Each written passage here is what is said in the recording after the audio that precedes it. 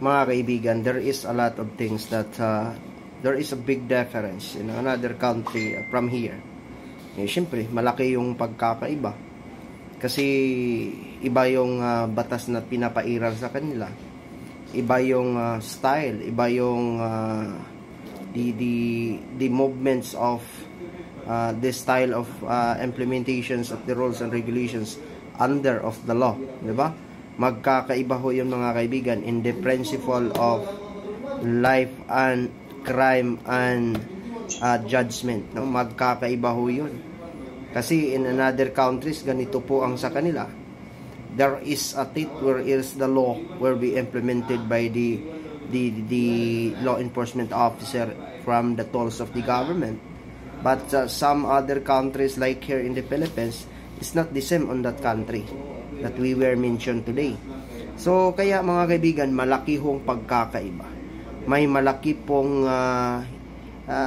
agwat ho ng pagpapatupad at saka yung ano ho mga kaibigan, like for example in the Middle East countries, which is the Islam countries mga kaibigan, magkakaiba ho yun compared to here in our country. Iba po yun mga kaibigan, sapagkat po may malaking pagkakaiba ho doon mga kaibigan.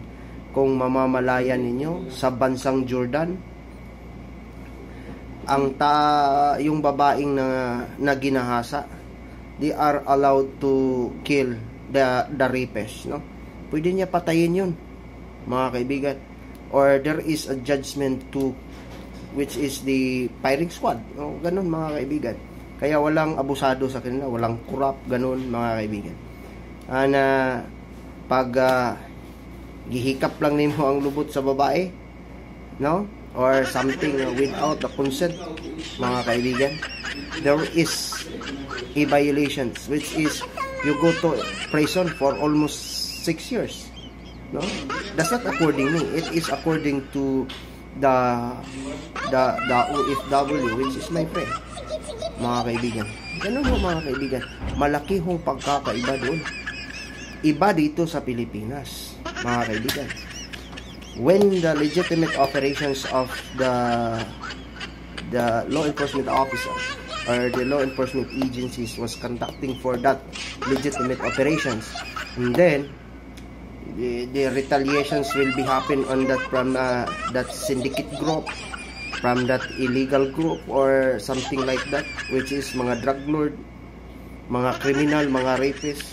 And then due to the legitimate operations, the police can as a law enforcement officer can protect themselves against those potentially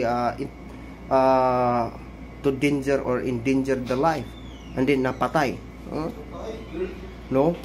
Mag-claim sila ng human rights. Yo!